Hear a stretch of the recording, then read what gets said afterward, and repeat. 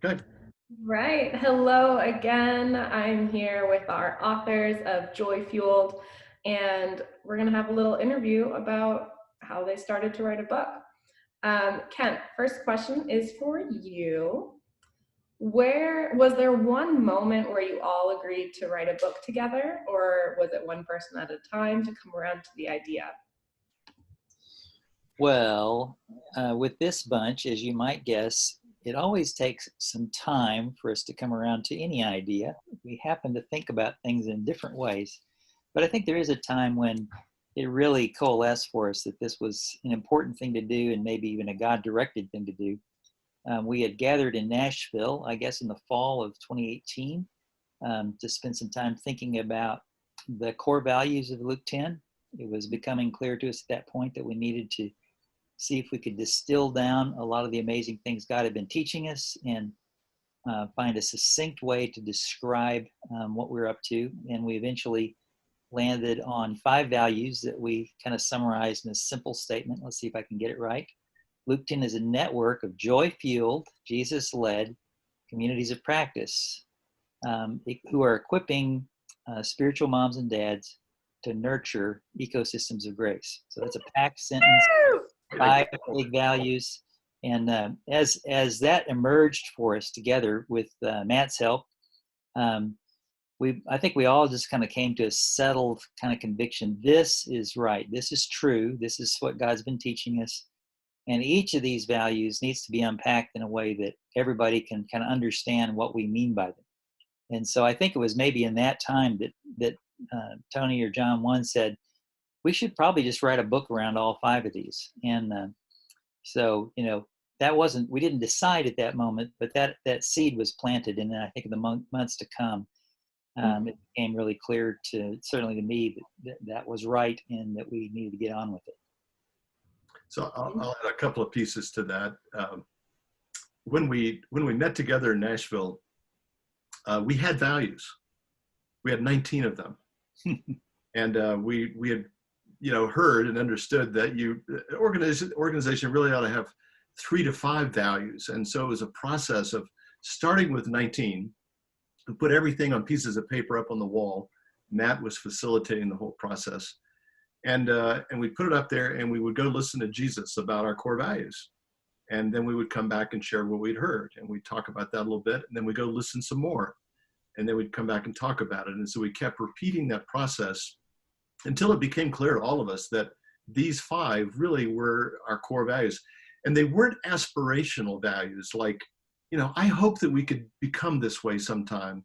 We realized that this is who we were. We were already living this stuff out. And so it was a really very cool process as the Lord worked through us together to come to that conclusion of these 5 values.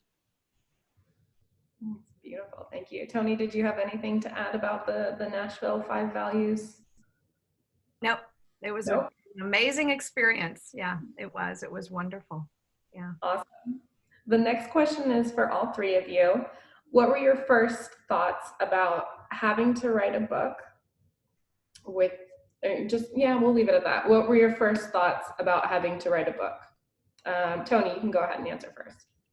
Well, I had already started writing one on kind of what Church 101 would be. And John didn't want to write it with me. And I was really disappointed because I really wanted to write a book with John and Kent. I just do. It's been my dream really, is to write with other people and get that experience of camaraderie and really hashing out ideas together on a team. So I was really sad that he didn't like my proposal. And that was, probably 6 months before we did the values thing. And so after doing the values thing, it was like God focused us. And I think John had even started writing a book before that too, and I didn't like it. This goes both ways here. I just So it was really beautiful when God just said, this is what I want you to write about. And we were like, oh, well, that makes that easy. And then it just flowed. I mean, and John really took the lead on getting it going. And then I got to just go in and do a lot of editing and then add chapters and then Kent added chapters and things. So it was just, it was a beautiful experience. I was really happy that we were going to do this. So. So one of the questions, Hillary, that you're going to pose to us, because that's in your list, is what was the best thing about writing a book and what was the worst thing? So for me, Okay. it was actually the same. Okay. So the best thing about writing a book was doing it with these two. Hmm. The worst thing about writing a book was doing it with these two. The reason is because, all three of us have pretty strong ideas about, what's important and how things ought to be said and all the rest. And like Tony said, I had started writing several years before. I just had this something inside of me that says I need to write a book. But there were two problems for me. One is I had no idea with the mechanics of putting a book together. I was totally lost on that. And secondly, I just had this real deep sense that it was supposed to be several voices together, that it wasn't just me by myself. And so when it began to emerge that the three of us were to do this together, it just felt right. And I was really happy about that. Thank you. Kent, did you have any first thoughts about having to write a book? And how much you enjoyed writing it with Tony and myself? Well, that's a follow-up question. Oh, I'm sorry. I've done a lot of writing over the course of my work as a teacher and professor and student over the years. So writing itself doesn't feel very daunting to me, but I also have a pretty deep awareness of how much it takes out of me, that, it really is an all encompassing kind of a thing for me. When I get in writing mode, I have to kind of drop everything else and get in the zone, so to speak, and crank away. So, finding the space to do it felt daunting and intimidating at the time. But I was like these guys. I felt like, well, it's going to be a different thing than what I could produce by myself, and that was exciting to me, to realize that my voice could be kind of blended with some other voices, and that they would help fill out a lot of gaps that would be there if it was just me doing the writing. So yeah, I think it was kind of both. Yeah. So follow-up question for you, Kent. Having written books before, what have you written? We'd love to know. And how has that process helped you prepare for this book or continuing to write with them? Well, writing and also grading thousands and thousands of papers probably is, pretty helpful for the editing side of the equation. And I've written journal articles, and of course I wrote a dissertation. And so that was basically a book-length manuscript back in my early 30s. So, and I've written a couple other little kind of more just sort of for mostly personal and family and local use kinds of things. But this is the first really serious book-length piece of work that I've written for wide use. And so, did I answer your question right there? Yeah, sort of. For the most part, you did. That's just as good as you're going to get from me. That's okay. I like it. Tony, have you ever written a book before, and what did you do that helped you prepare for this book with previous writing experience? So I think it was 2015, Back to Joy, publishing that. And, it was very, very different than this book. So it was just journal entries, and I was writing up stories. So it was a lot of storytelling that was true storytelling. So it was a deep dive into emotions and into body sensations and all of that, which it was very different than what we were doing together, even though we had storytelling and we did tell stories in this book. And that's probably how it helped prepare me, really, is to pay attention to our stories, to make sure our stories were 5+ stories, as we say in Thrive language, and with our appreciation stories, meaning that they engage all parts of the person, not just the intellectual side of our brain. So I think that was part of my eye on the book the whole time, is, are we engaging the whole person and not just the intellectual brain? Also, just having published the book myself, because we did it self-publishing. So that I just knew what to expect. I kind of knew the bigger picture and how to help guide the process along when we would get stuck. And so all of that was very, very helpful in preparing for this one. Sometimes it's scary when you know what to expect, because you know how hard it is. Otherwise, you're just blindly going into something, right? So, yeah, I think that did get overwhelming at times, but yeah, but that's really now publishing, not writing as much. Well, and that was hugely helpful for us, I think, Kent and myself, somebody who had actually been through the whole process. So Tony was really the leader in terms of what do we need to do next and how does this actually become a book? So that was extremely helpful. John, have you done any writing before, anything that has really helped you in preparation for writing this book and the other books to come? In my past, Hillary, it seems like the Lord would give me little short things, a page, couple of pages. So I've probably done over 300 blog posts on subjects. I just sort of wake up with, I need to write about this today or that today. And so my problem was I didn't know how it all fit together. And so that's why having to do a book and doing it with these guys was really helpful for what I had been writing, to see how the parts came together in a whole. Yeah, great, thank you. So John, you already answered this. The most frustrating thing about working with two other writers, and the best thing about writing with two other writers. So that leaves Tony and Kent. Whoever would like to go next. Kent, you go for it. Right. Well, I kind of alluded to just, I knew going into it that it was going to be challenging just because we are all our own people with lots of ideas and experience and convictions. So that proved to be true. We came to some moments where we really had to speak truth to each other in love. And that was also one of the most beautiful things, because I think, the book's obviously all about how you build the kind of joy that stands through all the vicissitudes of life, the ups and downs, the hard stuff as well as the good stuff. And we really got to model that, see that the faithfulness of God in our conversations with each other, where we were listening deeply to each other, seeking to understand deeply one another, and above all, affirm and love one another, whatever the particular issue might have been. So that to me was certainly one of the most beautiful things about writing the book with these guys, was just getting to see the Holy Spirit show up and grow us all, I think, in really significant ways through the process itself.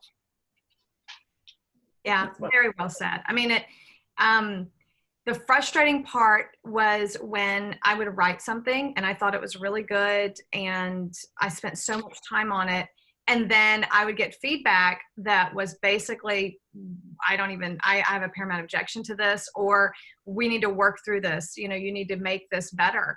And, that's frustrating, obviously, when you're forced to grow. It's always frustrating. But that was the best part of working together, which is why I wouldn't have wanted to write this alone, because I don't want to put something out in the world that's not the best of me. And when you're working alone, sometimes, even athletes know that. When you're training on your own without a coach, it's easy to cut corners and not push yourself as hard as you need to be the best, right? So I think, I'm really, really proud of the work that all three of us did to push each other to be the best that they could be, to write the best that they could write, to clarify their ideas and my ideas, to make it very, very clear what we were trying to communicate. And I definitely feel like what we're producing, it's not perfect, and we could continue making it better and better for the rest of our lives. Honestly, I read it the other day and I was like, oh man, this needs to be redone already. I'm like re-editing it and I can't, but it's much better than it would have been with just one of our voices. And I think we all feel that. So what were some of the places of conflict, just to be transparent with people? I'll share one. Go for it. I am a collector of great quotes.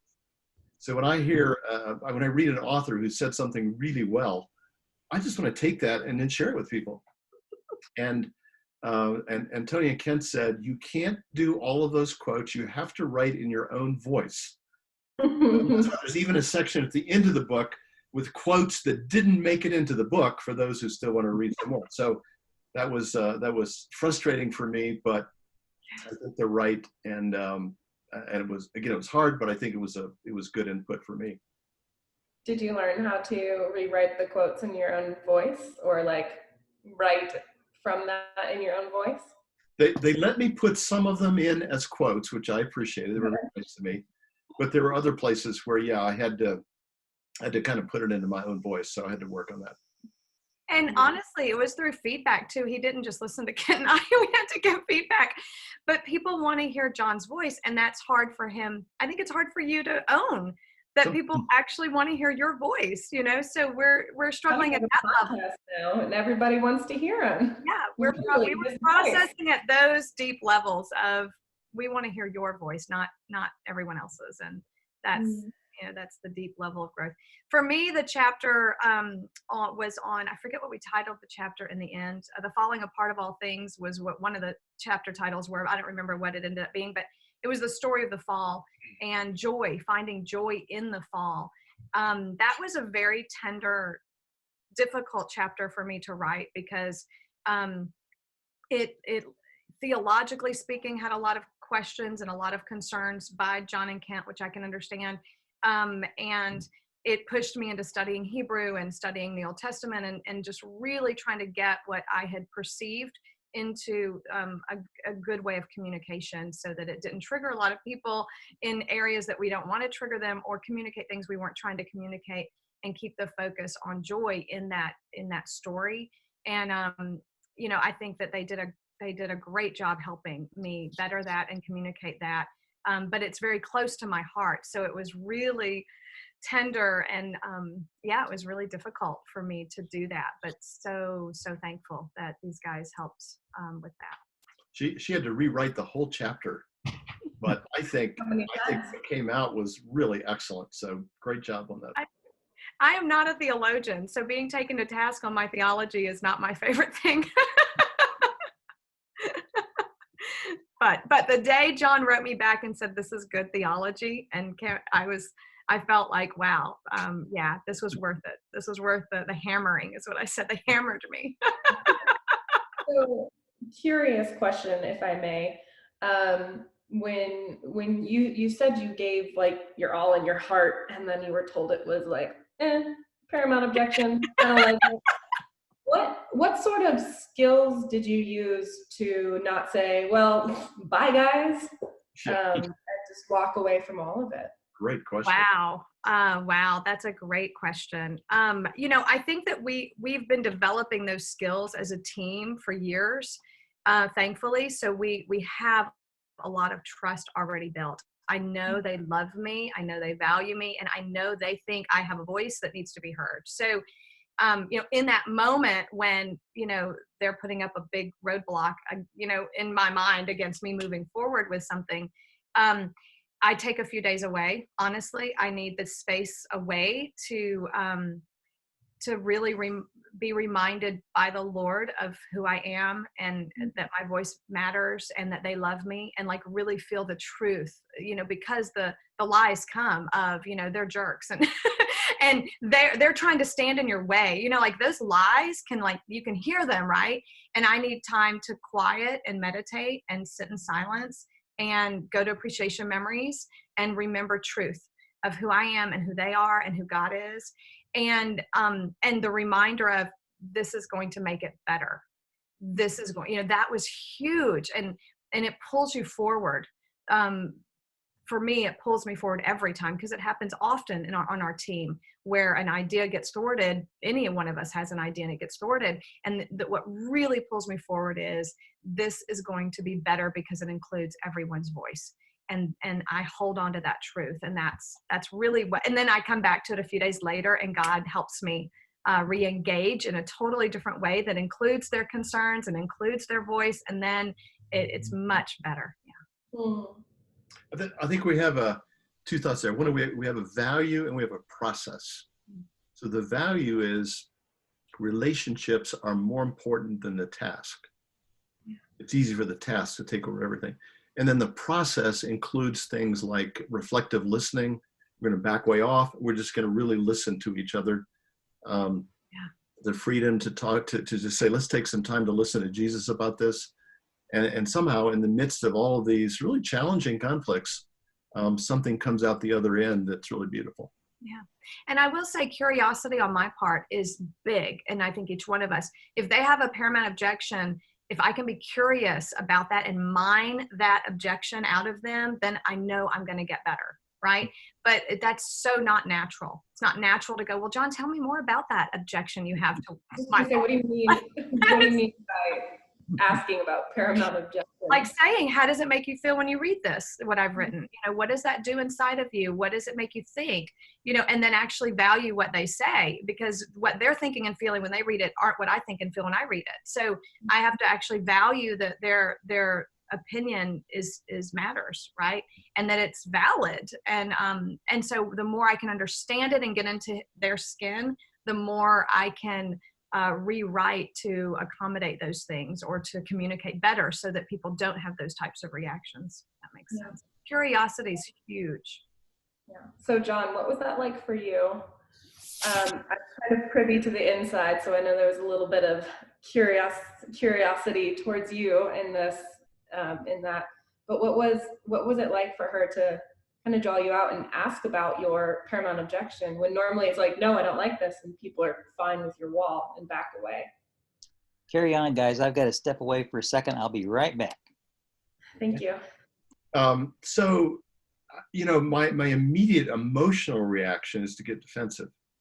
And so it's part of the growing process to acknowledge that, first of all, I feel defensive. I feel, but then, like Tony was saying, to remind myself of the values that we have, of the truth, that we have a relationship that matters, and that's the most important thing. And then we have a history of working through things.